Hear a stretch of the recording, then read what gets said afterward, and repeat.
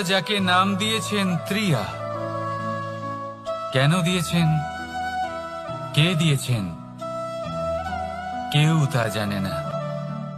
কথায় আছে পুরুষরা ভাবেন যে ত্রিয়া, ভাবেন একরকম, বলেন অন্য কিছু, আর করেন অন্য কিছুই। কিন্তু সত্যিটা কি এটাই? আসল সত্যি হলো এটাই যে ত্রিয়া হলো সেই চরিত্রহীন পুরুষ আর কেউ নয়। সেই পুরুষ যারা নারীকে বলেন যে আপনি হলেন মা, আপনি হলেন দেবী, আপনি হলেন বোন। আর ভাবেন কি? ভাবেন যে এই নারী হলো আমাদের পায়ের ধুলো আর কিচ্ছু নয়। আর কি করেন?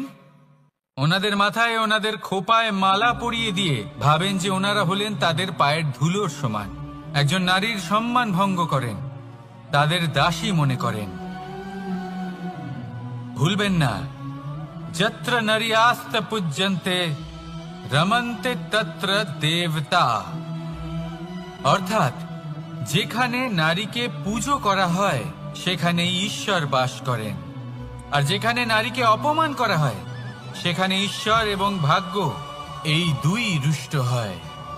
মনে রাখবেন, যদি নারী কল্যাণকারী হতে পারেন তাহলে নারী মহাচণ্ডী রূপও ধারণ করতে পারেন। যদি একজন নারী মাতা হয়ে জন্মদান করতে পারেন তাহলে নারী মৃত্যু হয়ে বিনাশও করতে পারেন। যেখানে নারী অপমানিত হবেন সেখানে মহান ভারতও মহাভারতের পথে অগ্রসর হতে পারে। তাই মনে রাখবেন, নারীর অপমান যেন কখনোই না ঘটে। আর যদি কোথাও নারীর অপমান হয় তার অর্থ হলো আপনার বিনাশ আপনার দিকেই আসছে। আর এটা হলো তার প্রথম পদক্ষেপের প্রথম পদধ্বনি। রাধা রাধা। যদি সন্তান কোনো দুষ্কর্ম করে তাহলে সেই অপরাধ শুধু কি সেই সন্তানের? না, যদি সন্তান দুষ্কর্ম করে তাহলে অপরাধী তার মাতা পিতাও, যারা পুত্রমোহর কারণে সেই অনুচিত কাজে তাকে বাধা দেননি। অপরাধী হলেন তার পিতামহ, যিনি নিজের কর্তব্যবোধের কারণে নিজের পরিবারের যত্ন নেননি, যিনি সন্তানকে কখনো শাস্তি দেননি। অপরাধী হলেন তার সেই গুরুও, যিনি নিজের শিষ্যের সেই দুষ্কর্ম দেখেও তাকে প্রতিহত করতে পারেননি। একজন হবু রাজার কর্তব্য হলো নিজের প্রজার কাছে সে যেন এক উদাহরণ প্রস্তুত করতে পারে। কিন্তু যদি এত অনুচিত উদাহরণ প্রস্তুত হয়ে থাকে তাহলে মা বাবার, বাড়ির বয়োজ্যেষ্ঠদের কর্তব্য হলো ওনারা যেন সেটা সেখানেই থামায়, হয় ভালোবেসে নয়তো শাস্তি দিয়ে।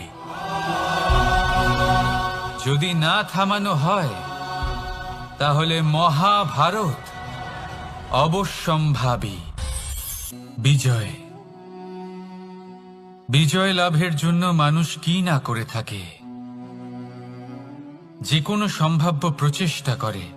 কিন্তু নিজের বিজয় লাভের জন্য বাজিতে যা ইচ্ছে তাই রেখে দেওয়া কি উচিত কাজ? কখনোই নয়। নিজের হারানো সম্মান, নিজের হারানো সম্পত্তি, নিজের হারানো অধিকার ফিরে পাওয়ার শুধু একটাই পথ রয়েছে, আর তা হলো পুরুষার্থ, দ্রুতক্রিয়া নয়। যে মানুষ নিজেই হেরে গেছে, নিজেই নিজের জয়লাভ করার জন্য অন্য কাউকে কিভাবে বাজিতে রাখতে পারে?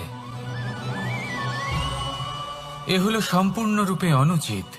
অনেক সময় অনেক ধন লাভ করার জন্য, অনেক সম্পত্তি লাভ করার জন্য আমরা নিজের আসল ধন, আমাদের আপনজন, তাদেরকে হারিয়ে ফেলতেও প্রস্তুত হয়ে যাই।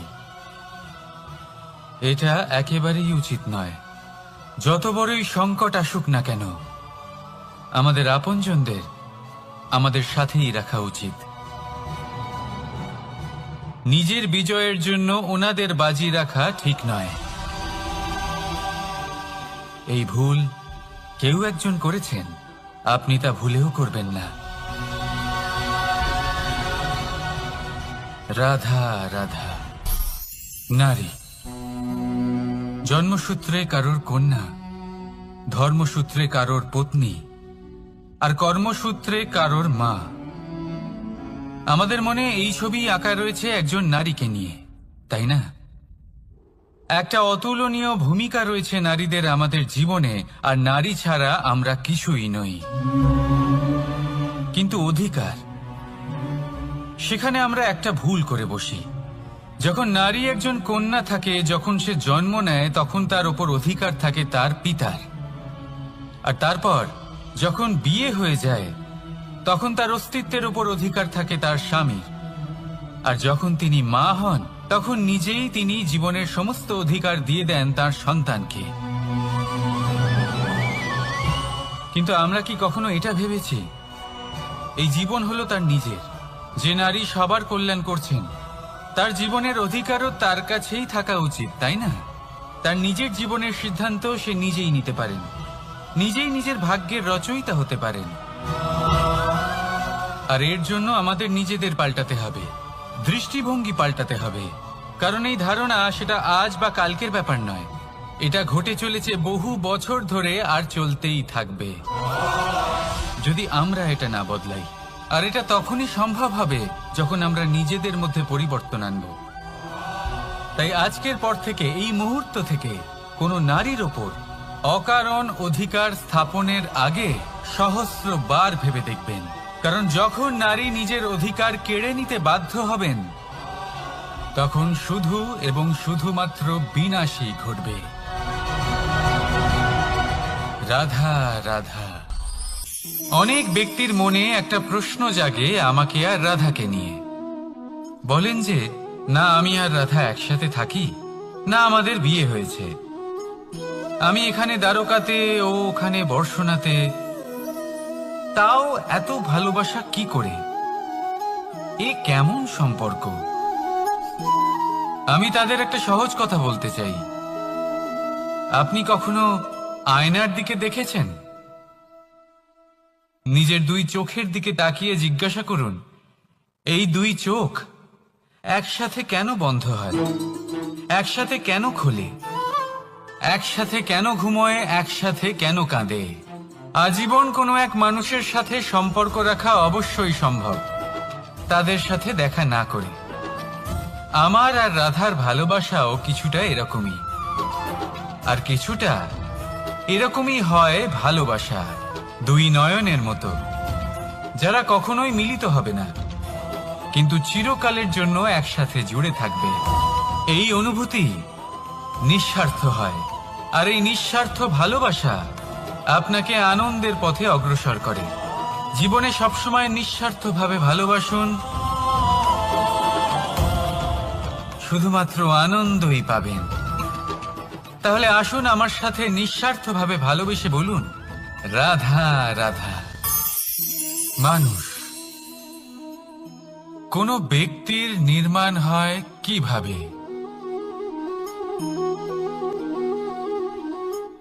কেউ বলবেন পঞ্চতত্ত্বের দ্বারা, কেউ বলবেন আত্মা, দেহ ও চেতনার দ্বারা, কেউ বলবেন ঈশ্বরের কৃপার দ্বারা, তো কেউ বলবেন এই প্রকৃতির পরীক্ষার দ্বারা। না, মানুষের নির্মাণ হয়ে থাকে বিশ্বাস দ্বারা। ব্যক্তি তখনই গড়ে ওঠেন যখন ব্যক্তিত্ব থাকে, ঠিক কিনা? আর ব্যক্তিত্ব তখনই হবে, আর সেরকমই হবে যেরকম বিশ্বাস আপনি নিজের উপরে রাখবেন। যদি আপনি মনে করেন আপনি বিষের ন্যায় হবেন, তাহলে আপনি বিষাক্তই হবেন। যদি আপনি এটা মনে করেন যে আপনি অমৃতের ন্যায় হবেন, তাহলে আপনি অমরই হয়ে যাবেন। যদি আপনি নিজের উপরে বিশ্বাস রাখেন যে আপনি সংসারের সব থেকে উঁচু পর্বতের শিখরে পৌঁছতে পারবেন, তাহলে আপনি অবশ্যই পৌঁছবেন। যদি আপনার এরকম মনে হয় যে আপনি এরকম কখনো করতে পারবেন না, তাহলে এরকম কখনোই হবে না। ভেবে দেখবেন, বিশ্বাসের মধ্যেই বিশ্ব বাস করে থাকে, তো আপনার অস্তিত্ব কেন করবে না? যেমন বিশ্বাস আপনি নিজের উপরে রাখবেন তেমনই আপনি হয়ে উঠবেন। সেই জন্য নিজের উপরে বিশ্বাস রাখুন, আর হ্যাঁ, ভালোবেসে বলুন রাধা রাধা। শত্রুতা। একজন মানুষ অন্য মানুষের সাথে শত্রুতা করে বসেন, দুজন ঘনিষ্ঠ বন্ধু। এমনও এক সময় আসতে পারে যখন এনারা একে অপরের শত্রু হয়ে ওঠেন। এর অনেকগুলো কারণ হতে পারে, কিন্তু মূল কারণ হলো আলোচনা। আগে হ্যাঁ, আপনি যদি কারোর বিষয়ে আলোচনা করেন তাহলে সে আপনার শত্রু হয়ে যেতে পারে। এবার মনে একটা প্রশ্ন আসতে পারে যে এটা কিভাবে সম্ভব হতে পারে? আলোচনা, এটা তো অত্যন্ত জরুরি। যদি আমি নিজের বন্ধুর খারাপ কাজের বিষয়ে আলোচনাই না করি তাহলে সে শুধরবে কি করে? এ কথা সত্যি যে আলোচনা আবশ্যক, কিন্তু তার থেকেও বেশি গুরুত্বপূর্ণ এবং আবশ্যক হলো আপনার এই সিদ্ধান্ত এটাই যে আপনার এই আলোচনা কোন স্থানে করবেন। যদি এটা সবার সামনে করবেন ভাবেন, তাহলে তা অপমানও হয়ে যেতে পারে। যদি এটা আলাদাভাবে করেন তাহলে তা পরামর্শ হয়ে যায়। অপমান কেউ স্বীকার করতে পারেন না, কিন্তু পরামর্শ সকলের ভালো লাগে। তাহলে যদি আপন কারোর জন্য ভালো কিছু চান, কাউকে শুধরে দিতে চান, আর আপনার মনে হয় আলোচনা আবশ্যক, তাহলে সর্বপ্রথম সময়, পরিস্থিতি আর স্থানের কথা মনে রাখবেন, নয়তো এই আলোচনা আপনাকে খুব ভোগাতে পারে। তাহলে আসুন আমার সাথে ভালোবেসে বলুন রাধা রাধা। আপনার জীবনেও কি সমস্যা রয়েছে? অবশ্যই থাকবে। প্রত্যেকের জীবনেই সমস্যা থাকে। প্রত্যেক মানুষ জিজ্ঞাসাও করেন যে এই সমস্যা আসলে কি আর কেন আসে এ জীবনে। আপনাকে একটা কথা বলে দিই যে সমস্যা আসলে সেটা নয় যা আপনার পথে বাধা সৃষ্টি করে, বরং সমস্যা হলো সেটাই যেটা আপনি তখন দেখতে পান যখন আপনার একাগ্রতা আপনার পথ থেকে, আপনার লক্ষ্য থেকে সরে যেতে থাকে।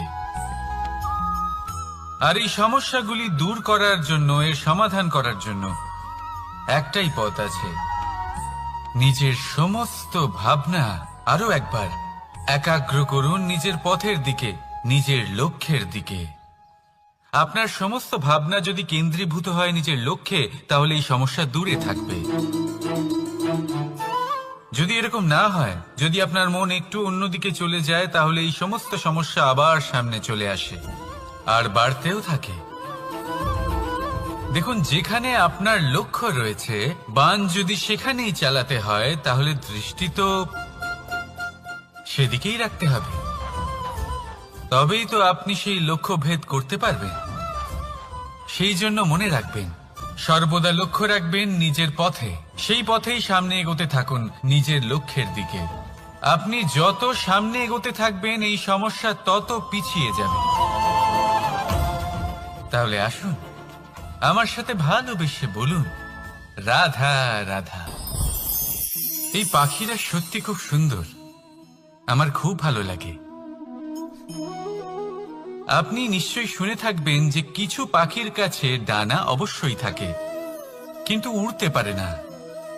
তারা চায় উঁচু আকাশে উড়ে বেড়াতে এবং মেঘেদের সাথে কথা বলতে, করতেই পারে না। এবার এই সংসারেও পাওয়া যায় ঘুড়িও। এদের মধ্যে না জীবন আছে, না প্রাণ আছে, আর না আছে ডানা, কিন্তু এরা আকাশের সাথে কথা বলে, হাওয়ার বেগের সাথে কথা বলে, আনন্দ করে, উৎফুল্ল হয়ে ওঠে। আকাশে জীবনের কিছু মুহূর্ত কাটায়। তার কারণ কি হতে পারে? কারণ হলো সুতো।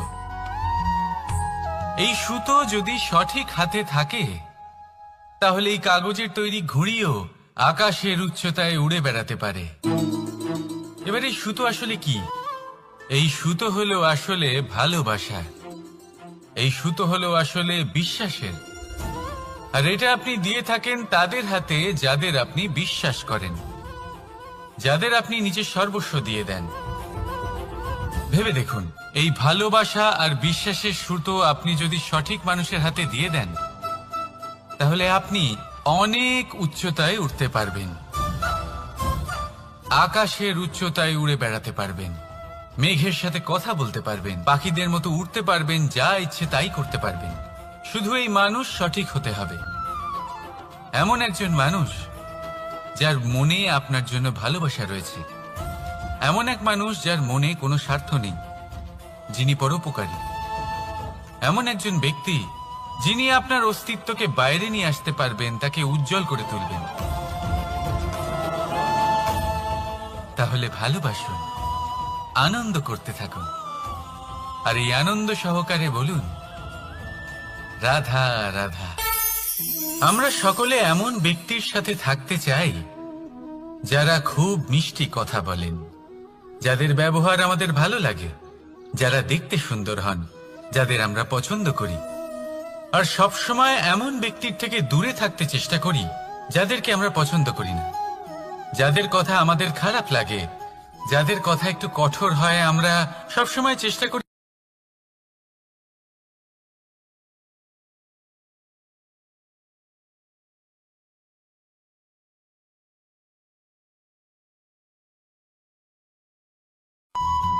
ওষুধও একটু কড়াই হয়, কিন্তু এ কি করে?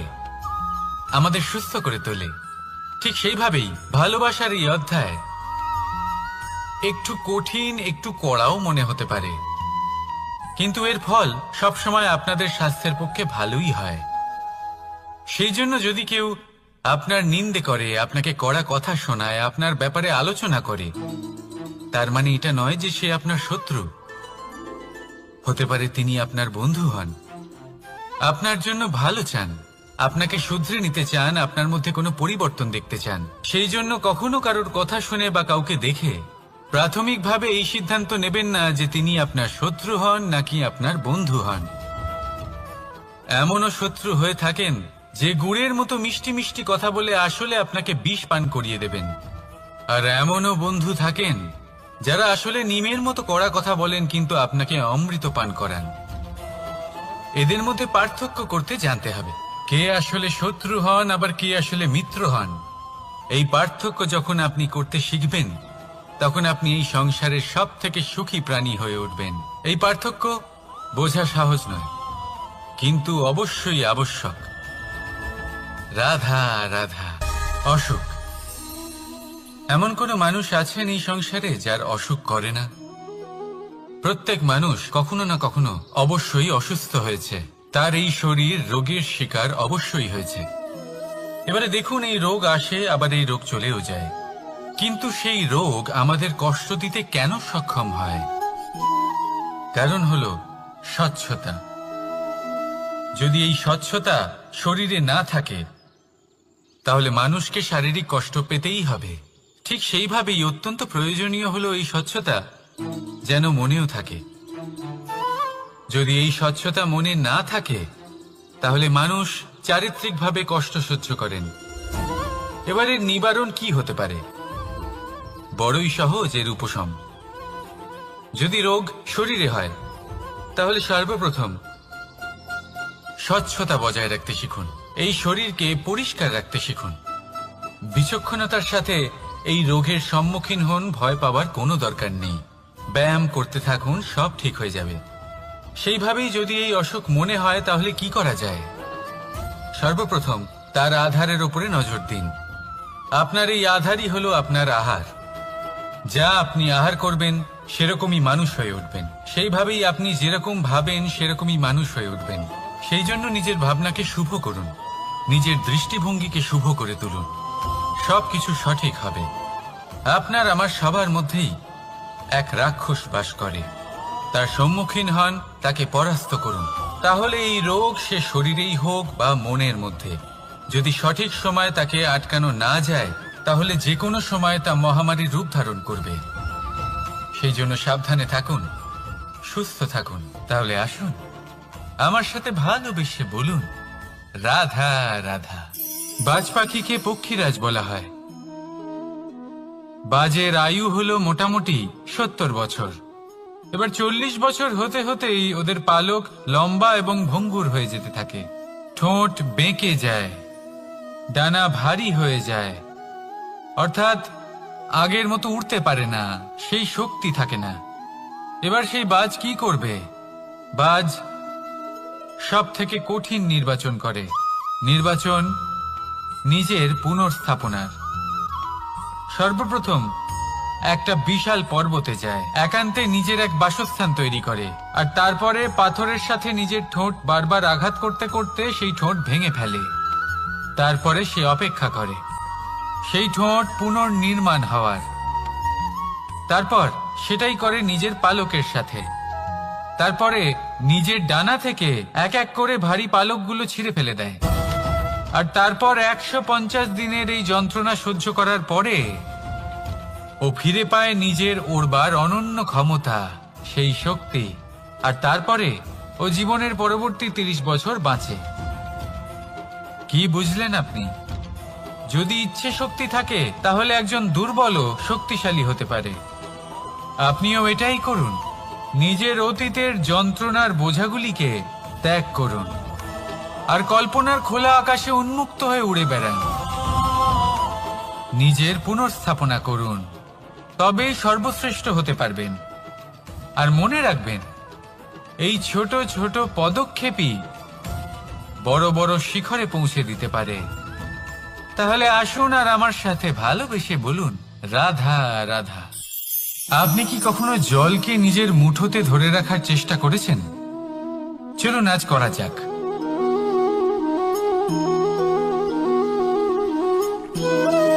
যদি আপনি নিজের মুঠো জোরে বন্ধ করেন, জল ধরে রাখতে পারবেন না। যদি আপনি তাকে এমনি বইতে দেন, তাহলে ও নিজের পথ নিজেই করে নেবে আর আপনার হাতেও থেকে যাবে। আমাদের জীবনও হলো কিছুটা এরকম, জলের মতো। নিজের পথ নিজেই করে নেয় এই জীবন। প্রত্যেক সমস্যার সমাধান নিজেই করে নেয় এই জীবন। তাই জীবনে যখন কোনো পরিস্থিতি আমাদের প্রতিকূল হয়ে থাকে, কিছুই হয়তো আমরা বুঝতে পারছি না, কিছুই যখন বসে থাকে না, তখন আমরা হতাশ হয়ে পড়ি, নিরাশ হয়ে পড়ি। আর এটাই করা উচিত নয়। শান্ত মনে দেখতে হবে যে এই জীবনে আসলে কি ঘটে চলেছে। কষ্ট সবাই ভোগ করেন। কষ্ট পেলে কেউ রেগে যান, রেগে গিয়ে পরাক্রম দেখান।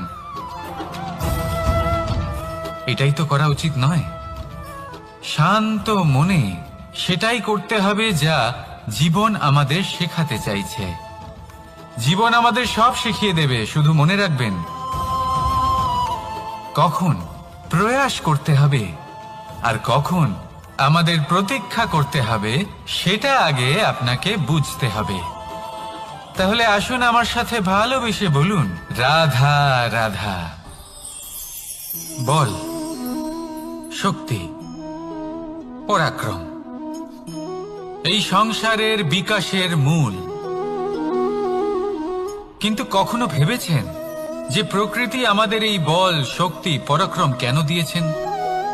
যাতে আমরা জীবনে কারোর উদ্ধার করতে পারি, কাউকে সাহায্য করতে পারি, কারোর জন্য ভালো কিছু করতে পারি, কোনো গরিব অসহায় মানুষের জন্য কিছু করতে পারি। এই বল, এই শক্তির সদ্ব্যবহার করতে পারি।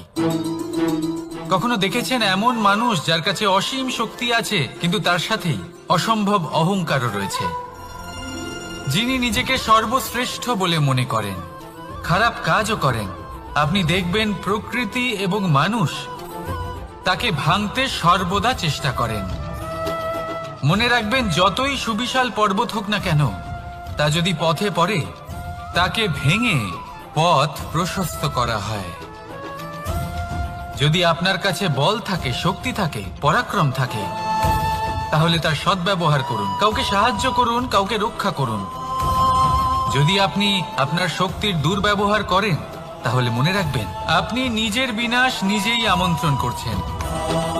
এবার বল অর্জন করার পরে, শক্তি অর্জন করার পরে, আপনি নিজেকে বিনাশ করতে চান নাকি এই সংসারের উদ্ধার করতে চান? সিদ্ধান্ত আপনার। রাধা রাধা। মানুষ আর ধন, এই দুইয়ের মধ্যে সম্পর্ক খুব ঘনিষ্ঠ। ধন হলো সেই শক্তি যার ব্যবহার মানুষ করে থাকে সাংসারিক বস্তু ক্রয় করার জন্য, নিজের জীবন যাপন করার জন্য। আর মানুষ হলো সেই শক্তি যারা ধনকে গুরুত্বপূর্ণ করে তোলেন। এবার একটা কথা বলি, ব্যবহার করা উচিত ধনকে আর ভালোবাসা উচিত মানুষকে। এটা বেশিরভাগ মানুষই বোঝেন না। মানুষ এখানেই সব থেকে বড় ভুল করে বসেন। তারা ভালোবাসেন ধনকে আর ব্যবহার করেন মানুষকে। এ হলো অনুচিত। দেখুন, আপনি একটা সূচের দ্বারা যুদ্ধ করতে পারবেন না, আর কোনো তলোয়ার দ্বারা বস্ত্র সেলাই করতে পারবেন না, তাই না? কোনটা কিসের জন্য হয় সেটা বোঝা অত্যন্ত জরুরি। আপনিও সঠিক দিকে অগ্রসর হন। মানুষকে ভালোবাসুন আর ধনকে ব্যবহার করুন।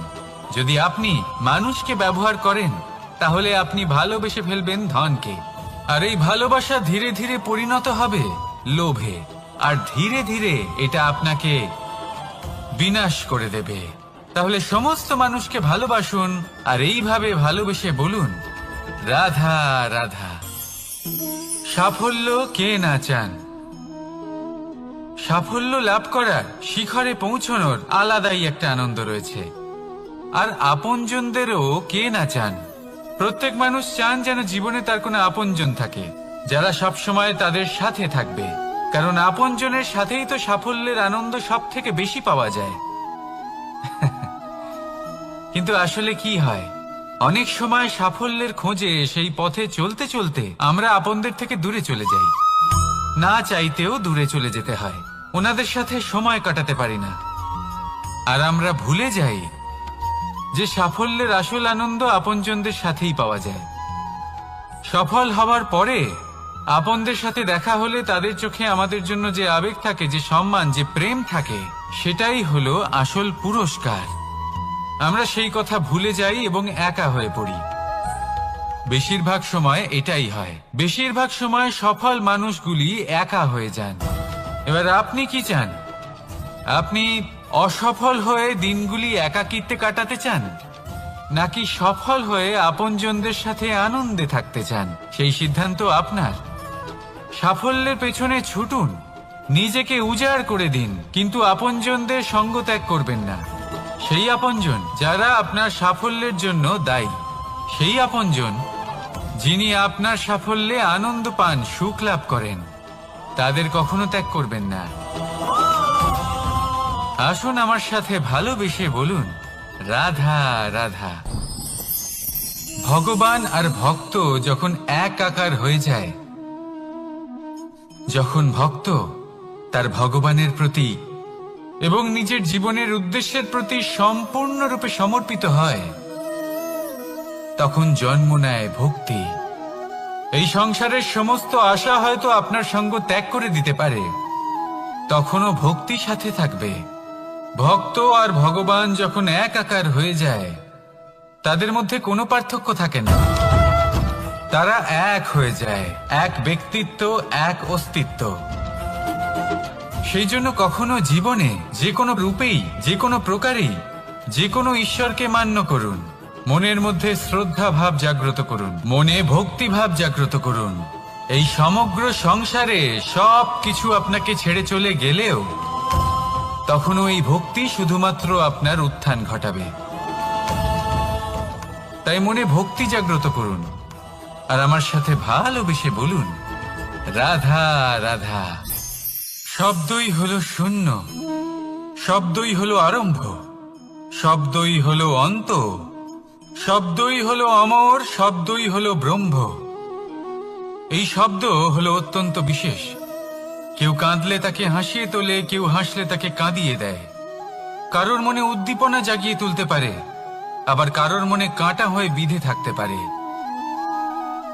একটা অত্যন্ত গুরুত্বপূর্ণ কথা যা বোঝা অত্যন্ত আবশ্যক।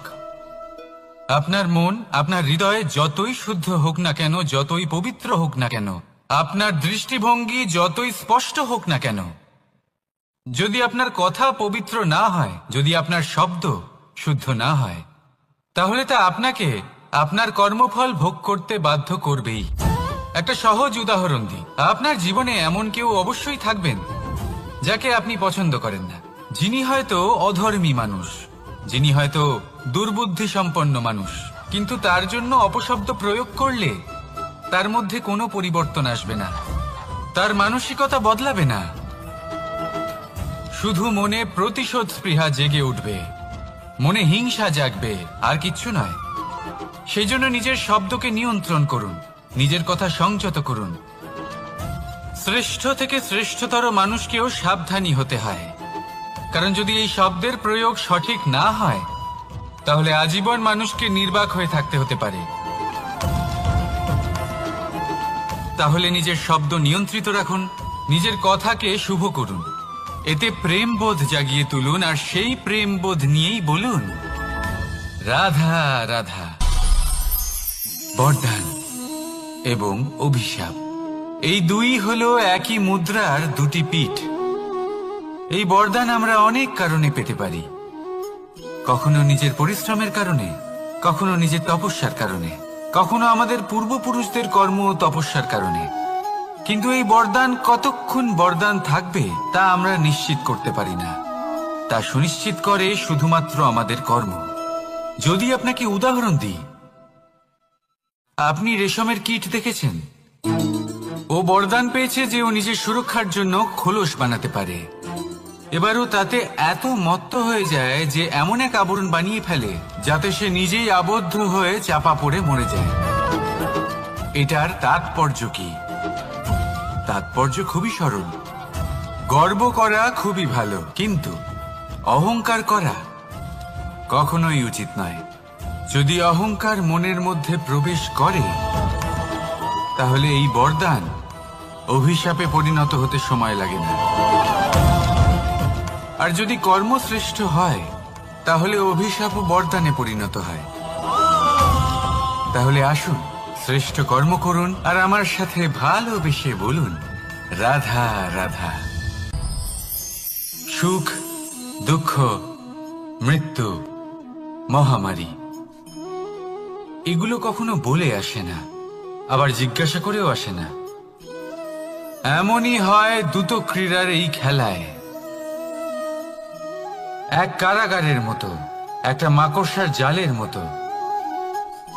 যেমন একটা মাকড়সার জাল একটা পোকাকে নিজের দিকে আসতে আকর্ষিত করে নিজের চমকের দ্বারা, নিজের গঠন দ্বারা, সেরকমই দ্রুত ক্রীড়ার এই খেলা মানুষকে নিজের দিকে আসতে প্ররোচিত করে। শেষে গিয়ে মানুষ আটকা পড়ে। পার্থক্য শুধু এটাই, যখন এক পোকা এই জালে জড়িয়ে পড়ে তখন সে তার প্রাণ হারায়। মানুষ যখন এই দ্রুত ক্রীড়ায় আকর্ষিত হয়, সে নিজের মান, নিজের ধন সবকিছু হারায়, নিজের বিবেক হারিয়ে ফেলে।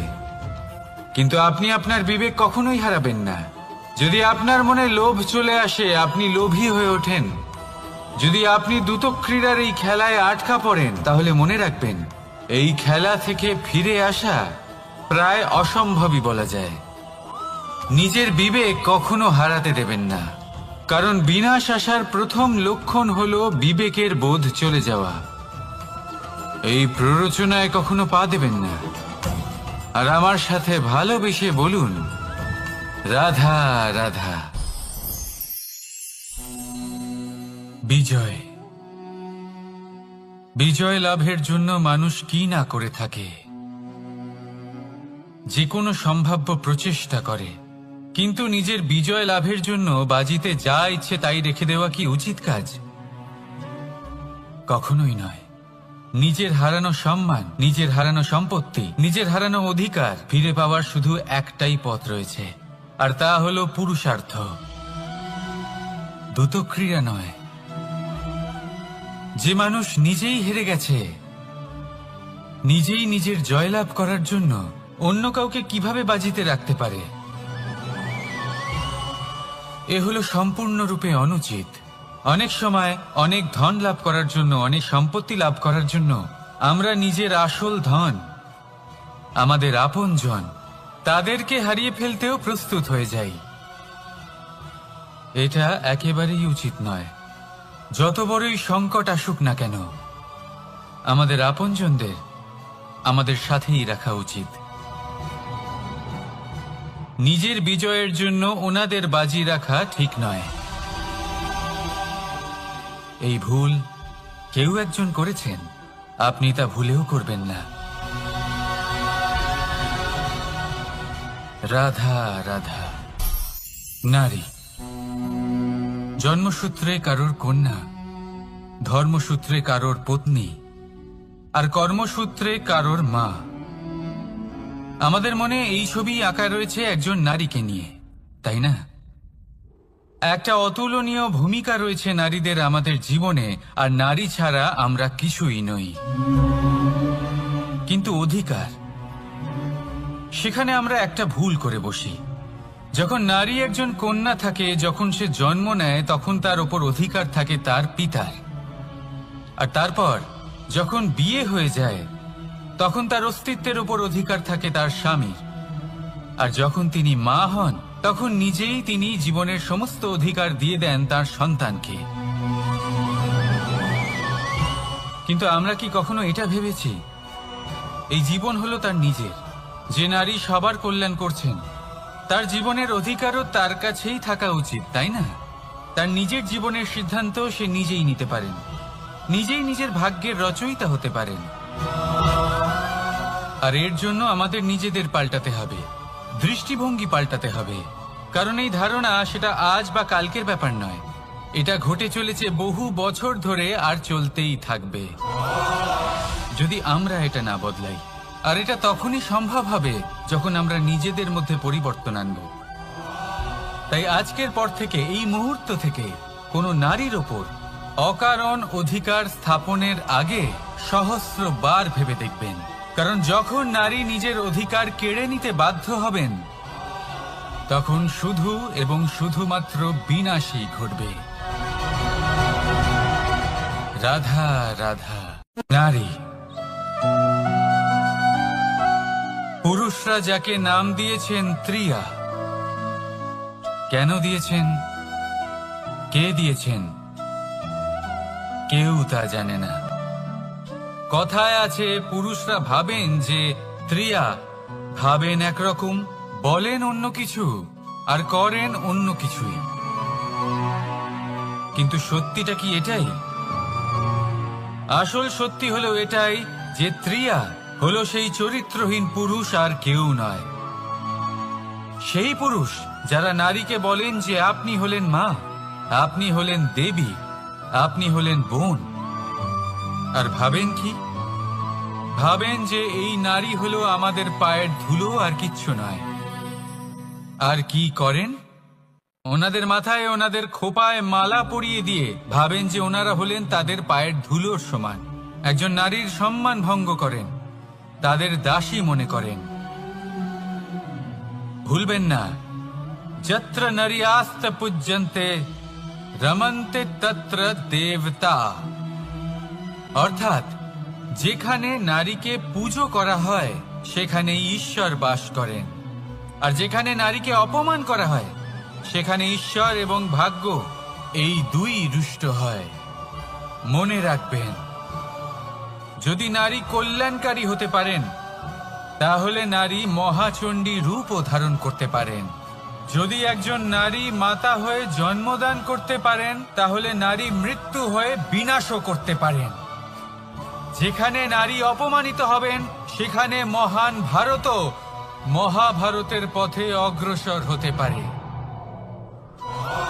তাই মনে রাখবেন, নারীর অপমান যেন কখনোই না ঘটে। আর যদি কোথাও নারীর অপমান হয়, তার অর্থ হলো আপনার বিনাশ আপনার দিকেই আসছে।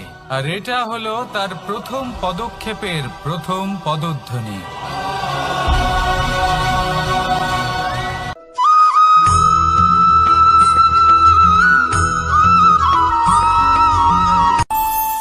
আমাদের মনে যখন কোনো প্রশ্ন ওঠে, কোনো দ্বন্দ্ব জাগে, তখন আমরা যাই আমাদের গুরুর কাছে, আমাদের আরাধ্যের কাছে গিয়ে জিজ্ঞেস করি, এইভাবেই একদিন আমি পৌঁছলাম আমার আরাধ্যের কাছে, আমার মহাদেবের কাছে, আর ওনাকে প্রশ্ন করলাম যে মহাদেব, জীবনে আনন্দ পাওয়ার, উৎসব পালনের, প্রেম ভাগ করে নেবার, জীবনকে উপভোগ করে নেওয়ার সর্বশ্রেষ্ঠ সময় কোনটা?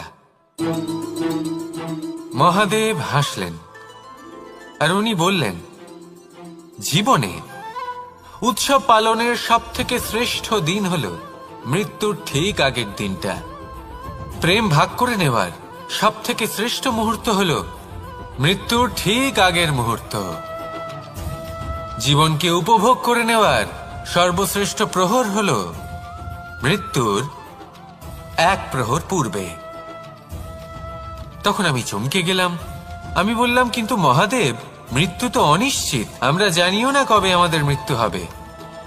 মহাদেব আবার হাসলেন। উনি বললেন যে যদি আমরা এভাবে জীবন কাটাই যে আমরা জীবনের প্রত্যেক দিন, প্রত্যেক মুহূর্ত, প্রত্যেক প্রহর শেষ বলে মনে করি, তাহলে আমাদের সমস্ত জীবন আনন্দের সাথেই অতিবাহিত হবে। কি বলেন?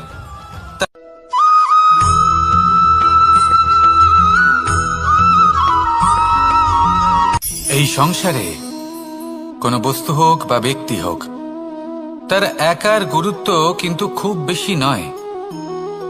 একটা উদাহরণ হিসেবে বৃষ্টির ফোঁটাকে ভেবে দেখুন। যদি একটি বৃষ্টির ফোঁটা হয় তাহলে তার খুব বেশি গুরুত্ব থাকে না, কিন্তু যখন সহস্র বৃষ্টির ফোঁটা মেঘের মধ্যে দিয়ে ঝরে পড়ে, তখন সেটা বর্ষার রূপ ধারণ করে। সেই বর্ষা যা এই প্রকৃতিকে শান্ত করে। সেইভাবেই পাথরের ছোট টুকরো, তার খুব বেশি গুরুত্ব থাকে না, কিন্তু যখন অসংখ্য পাথরের টুকরো একত্রিত হয় তখন তা পর্বতের আকার ধারণ করে। সেইভাবেই কিছু মানুষ যখন একত্রিত হন তখন তৈরি হয় পরিবার, কিছু পরিবার যখন একত্রিত হয় তখন তৈরি হয় সমাজ, যখন অনেক সংখ্যক সমাজ একত্রিত হয় তখন তৈরি হয় রাজ্য।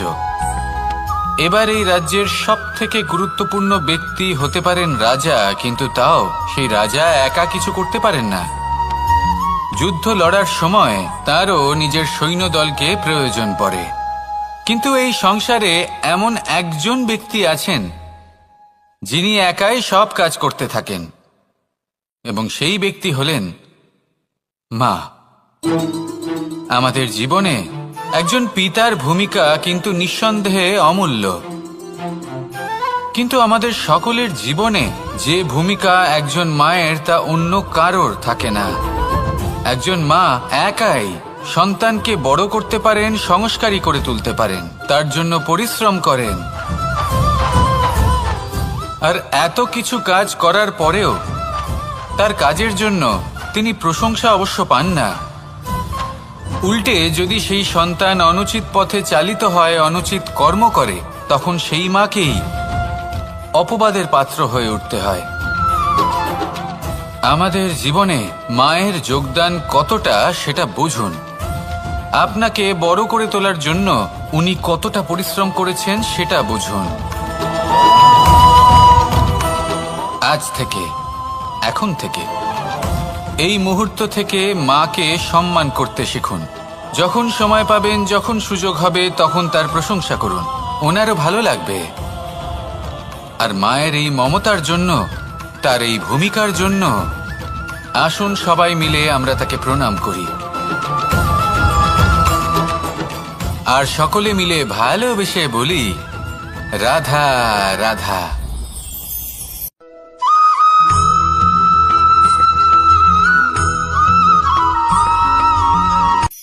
এই সংসারে সাফল্য লাভ করার জন্য জ্ঞানের প্রয়োজন হয়, পরিশ্রমের প্রয়োজন হয়, দৃঢ় নিষ্ঠার প্রয়োজন হয়, নিরন্তর চেষ্টা করা প্রয়োজনীয়।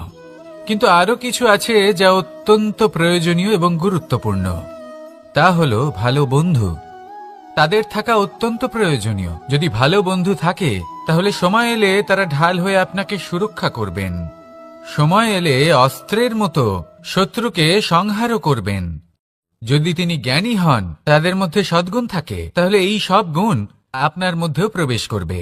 তাহলে সাফল্যের জন্য ভালো বন্ধু পাওয়া অত্যন্ত প্রয়োজনীয়। কিন্তু শুধু বন্ধু কেন, ভালো শত্রুও থাকা প্রয়োজনীয়। এবার আপনি ভাববেন, এ আমি কি বললাম? যদি আপনার জীবনেও ভালো অর্থাৎ শক্তিশালী শত্রু থাকে তাহলে আপনিও শক্তিশালী হতে থাকবেন। এই শত্রু আপনাকে প্রেরিত করবে আরো বেশি শক্তিশালী হয়ে ওঠার। কখনো কোনো হরিণকে দেখুন, তীব্র গতিতে দৌড়তে থাকে। কেন তীব্র গতিতে দৌড়য়? এই কারণে নয় যে কোথাও তার জন্য মধুর ঘাস অপেক্ষা করে রয়েছে, না, সে এই কারণে তীব্র গতিতে দৌড়য় কারণ সেটা না করলে তার পেছনে একটি সিংহ আছে যে ওকে নিজের ভোজন করে ফেলবে। তাই জীবনে বিপদ, সংকট এই সবকিছুও হলো অত্যন্ত গুরুত্বপূর্ণ। তার সম্মুখীন হতে শিখুন আর আমার সাথে ভালোবেসে বলুন, রাধা রাধা।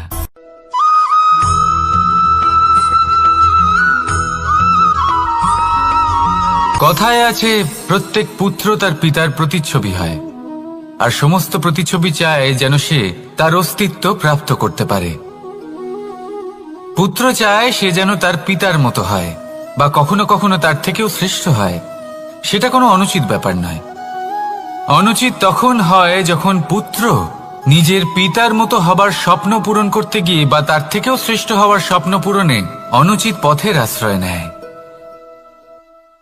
কারণ তারপরে সে তার পিতার গুণগুলি আত্মসাৎ করতে চায় না। সে শুধুই এটা চায় যে সংসারের চোখে যেন আমি শ্রেষ্ঠ প্রমাণিত হই। এটা অনুচিত। সংসারে এমন অনেক মানুষ আছেন যারা এই কারণে শ্রেষ্ঠ হবার চেষ্টা করেন যাতে তার পরিবারের তার পিতার সম্মান বৃদ্ধি পায়। এমনও মানুষ থাকেন, আর এটাই হলো পার্থক্য উদ্দেশ্যের। মনে রাখবেন, যদি আপনার উদ্দেশ্য শুভ হয় তাহলে পথও শুভ হবে, যদি আপনার উদ্দেশ্য অশুভ হয় তাহলে পথও অশুভ হবে। তাহলে নিজের পিতার মতো হবার চেষ্টা অবশ্যই করুন, তার থেকেও শ্রেষ্ঠ হওয়ার চেষ্টা অবশ্যই করুন, কিন্তু মনে রাখবেন আপনার সংকল্প আর আপনার উদ্দেশ্য এই দুই শুভ হওয়া উচিত।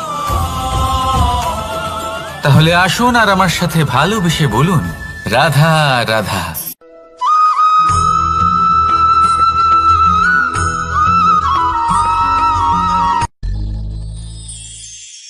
শিশিরের বিন্দু পাতার ওপর পড়ে আর তার গায়ে লেগে থাকে। পাতা তাকে শুষে নিতে পারে না, আর শেষ পর্যন্ত সে ঝরে পড়ে যায়। অন্যদিকে রয়েছে মেঘ এবং চাতক। এদের মধ্যে অনেক দূরত্ব থাকে। মেঘ থাকে আকাশে আর চাতক থাকে ধরিত্রীতে।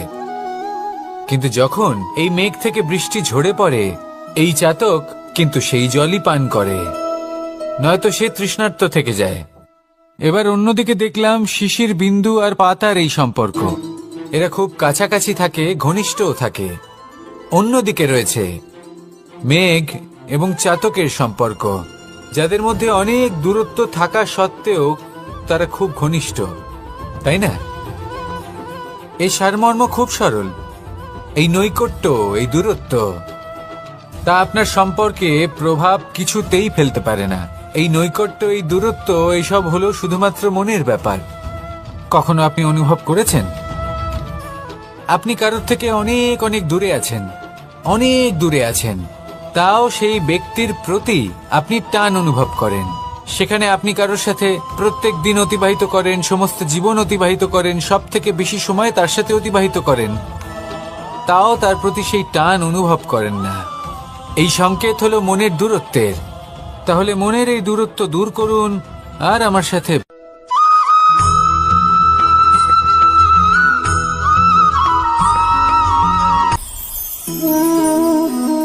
শক্তি এক অত্যন্ত বিচিত্র বস্তু, বা বলতে পারেন অনুভূতি। পিতা সবসময় চান যেন তিনি তার শক্তি পুত্রকে। আসুন আপনাকে সহজে বোঝাই। যদি আপনি সুপাত্র হন আর আপনাকে শক্তি দেওয়া হয়, তাহলে আপনি সেই শক্তির গুরুত্ব বুঝবেন, কোথায় সেই শক্তি প্রয়োগ করা উচিত সেটা বুঝবেন। আর এটা যেহেতু অর্জন করা শক্তি হবে, সেই শক্তির অপব্যবহার হবে না। কিন্তু যদি এই আপনি কুপাত্র হন আর যদি আপনাকে এই শক্তি দেওয়া হয়, তাহলে কি হবে? দেখতে গেলে এই শক্তি আপনি দান হিসেবে পেয়েছেন, তাই না আপনি এই শক্তির গুরুত্ব বুঝবেন আর না এর প্রয়োগ আপনি জানবেন। তার অপব্যবহার হওয়া সুনিশ্চিত। তাই যদি আপনি কোনো শক্তি অর্জন করতে চান তাহলে আগে তার যোগ্য হয়ে উঠুন। পুত্র নয়, পাত্র হয়ে উঠুন। আর আমার সাথে ভালোবেসে বলুন, রাধা রাধা।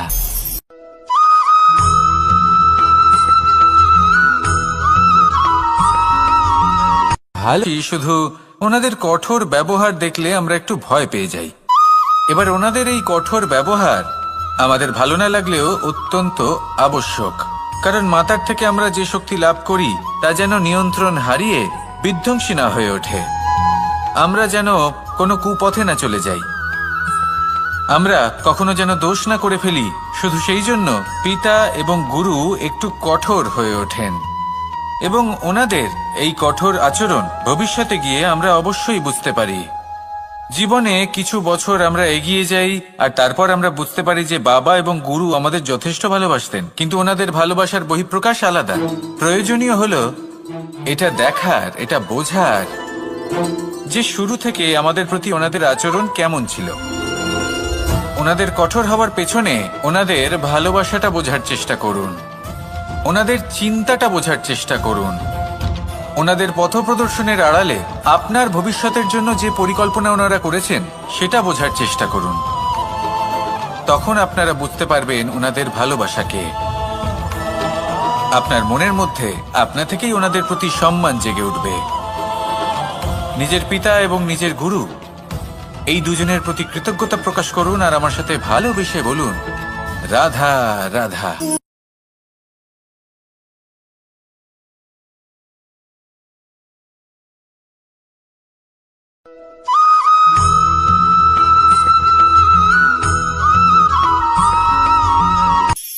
কখনো কোনো বাগানের কোনো বৃক্ষকে দেখেছেন যেখানে সুগন্ধি ফুল থাকে, রসালো ফল থাকে? তখন মন প্রফুল্ল হয়ে ওঠে, মন থেকে সেই বৃক্ষের প্রতি ভালোবাসা জন্মায়। কিন্তু যিনি বাগানের মালিক, শুধুমাত্র তিনিই জানেন যে কিভাবে এই বৃক্ষকে আগলে রাখতে হয়, কিভাবে তার পরিচর্যা করলে এতে সুন্দর সুগন্ধি ফুল হবে, রসালো ফল হবে। কখনো কখনো প্রয়োজনের থেকে বেশি রোদ পেলে এই বৃক্ষগুলি শুকিয়ে যায়, প্রয়োজনের থেকে কম রোদ পেলেও এই বৃক্ষ কিন্তু শুকিয়ে যায়। প্রয়োজনের থেকে কম জল যদি পায় এই বৃক্ষ শুকিয়ে যেতে পারে, প্রয়োজনের থেকে অতিরিক্ত জল যদি পায় তখনও এই বৃক্ষের শিকড়গুলি নষ্ট হয়ে যেতে পারে। এবার এটাই কিন্তু আমাদের সংসারের সাথেও হয়। আমাদের সংসারের সকল প্রতিভাশালী ব্যক্তি, যেমন লেখক, বিচারক, প্রবক্তা, যোদ্ধা, এদের সবার ক্ষেত্রে এই কথাটাই প্রযোজ্য। যদি বেশি প্রশংসা করা হয় তাহলেও এরা হারিয়ে যাবেন। প্রয়োজনের থেকে বেশি যদি নিন্দা করা হয় তখনও তারা নত হয়ে পড়বেন।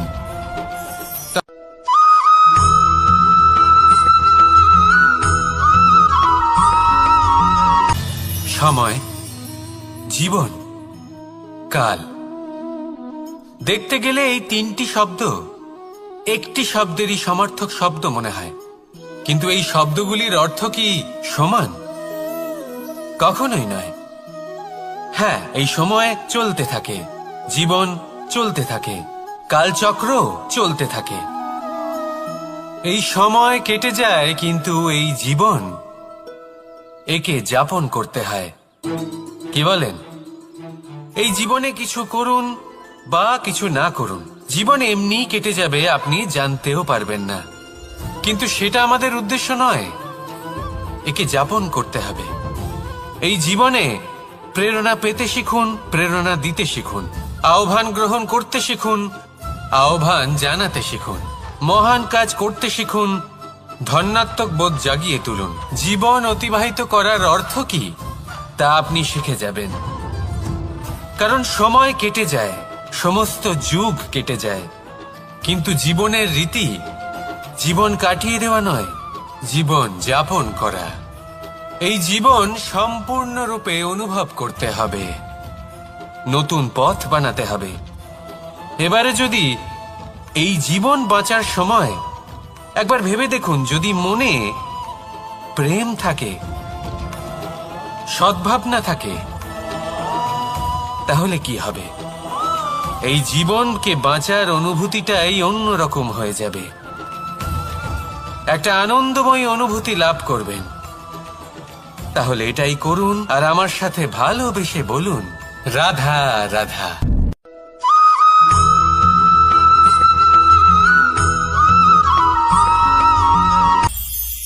এটা হলো ধান গাছ। এর থেকে যে চাল উৎপন্ন হয় তা মানুষ গ্রহণ করেন। আর এটা কি? এ হলো জংলি ঘাস। একবার ভেবে দেখুন, যদি এই জংলি ঘাস ধান গাছের আশেপাশে থাকে তাহলে কি হবে? ধান উৎপন্ন হতে পারবে? তা উৎকৃষ্ট হতে পারবে? আমরা কি তা গ্রহণ করতে পারবো? কখনোই নয়। এই জংলি ঘাস ধানকে নষ্ট করে দেবে, কিন্তু নিজে জীবিত থাকবে। এটাই হলো আজকের শিক্ষা। এই সংসারে যদি আপনি নীতির পথে চলতে চান, উচিত কর্ম করতে চান, সংসারকে সেবা করতে চান, তাহলে জংলি ঘাসের মতো ব্যক্তিদের থেকে সবসময় দূরে থাকতে হবে। সেই ব্যক্তি যারা দুর্নীতি এবং মিথ্যা দ্বারা পরিপূর্ণ, যাদের ব্যবহার অশুভ, যাদের অনেক অশুভ গুণ রয়েছে, তারা সঠিক নয়। সেই সকল ব্যক্তি যাদের চরিত্র অত্যন্ত দুষ্ট হয়, তারা হয় শুভ চরিত্রের ব্যক্তিকে একদম নষ্ট করে দেয়, নয় নিজের মতো বানিয়ে তোলে। তাই যদি আপনি নীতির পথে চলতে চান, এই সংসারের জন্য শুভ কর্ম করতে চান, তাহলে সেই সঙ্গ লাভ করুন যে সঙ্গ জ্ঞানে পরিপূর্ণ, যাদের মধ্যে অনেক গুণ আছে, যাদের থেকে প্রতিদিন কিছু শিখতে পারবেন। এমন ব্যক্তির সাথে জীবন অতিবাহিত করুন। দুরাচারীদের থেকে দূরে থাকুন। তবেই এই মন প্রসন্ন হয়ে বলবে, রাধা রাধা।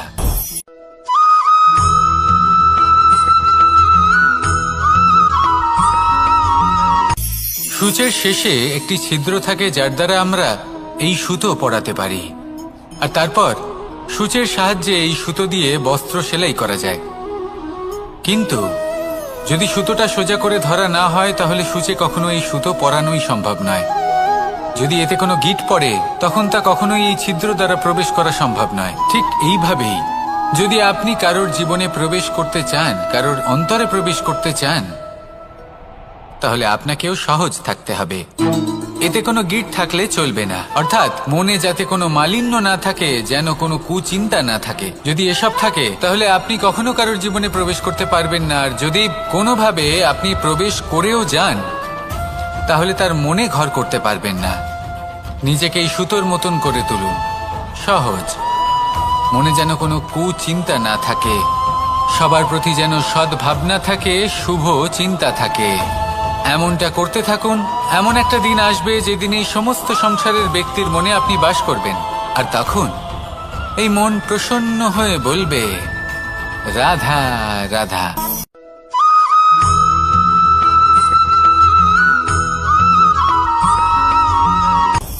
আপনি কখনো পর্বতের শিখরে উঠেছেন? আপনি দেখতে পাবেন পর্বতের পদতলে প্রচুর সুন্দর ফুল রয়েছে, সবুজ বনানী রয়েছে। যত আপনি ওপরে উঠতে থাকবেন, তত ফুল কমতে থাকবে, সবুজ বনানী কমতে থাকবে। আরো কিছুটা ওপরে উঠলে কাঁটা জাতীয় গাছ দেখতে পাবেন, শুকনো গাছ দেখতে পাবেন। আরো যদি ওপরে ওঠেন, তাহলে পাষাণ দেখতে পাবেন। আরো ওপরে উঠলে হিমখণ্ড দেখতে পাবেন। এই যে পর্বত, তা মনুষ্য জীবনের সবথেকে উত্তম উদাহরণ। মানুষ যখন সাফল্যের শিখরে পৌঁছতে চান, মহানুভবতার শিখরে পৌঁছতে চান, পথে যত আস্তে আস্তে উপরে উঠতে থাকেন, ততই ভৌতিক বস্তু তার থেকে বিচ্ছিন্ন হতে থাকে। যদি তিনি সেই ভৌতিক বস্তুগুলি ত্যাগ না করতে পারেন, তাহলে কখনোই সেই স্থানে পৌঁছতে পারবেন না। আর মানুষ যদি উচিত ত্যাগ করতে পারেন, পথে অগ্রসর হতে থাকেন, এগোতে থাকেন, তাহলে একদিন না একদিন তিনি মহানুভবতার, জ্ঞানের, সাফল্যের হিমের স্বাদ অবশ্যই লাভ করবেন। মনে রাখবেন, মানব জীবনে ত্যাগ হলো অত্যন্ত গুরুত্বপূর্ণ অংশ। আসুন আমার সাথে ভালোবেসে বলুন, রাধা রাধা।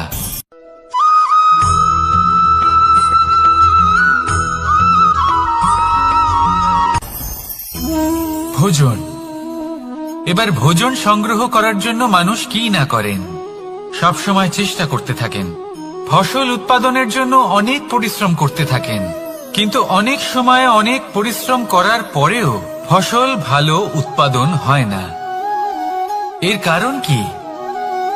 কারণ হলো এটাই যে আপনি পরিশ্রম হয়তো অনেক করেছেন, কিন্তু আপনার নজর তো সেই বীজের দিকে ছিলই না যা আপনি রোপণ করেছেন।